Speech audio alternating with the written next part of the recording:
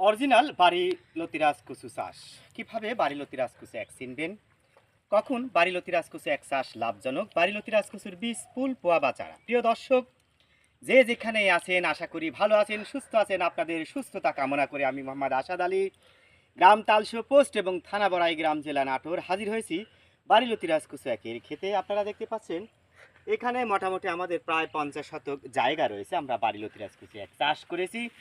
তো যাই হোক, মহামূল্যবান কথা শেয়ার করার পূর্বে আমাদের বাড়িলতি রাজকচু একের লতি দেখাই।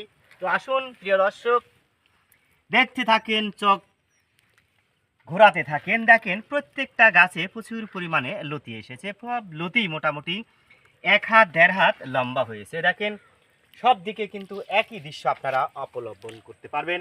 এই পাশে আপনারা দেখেন প্রিয় দর্শক, এত লতি আপনারা কোথাও দেখেছেন কিনা আমার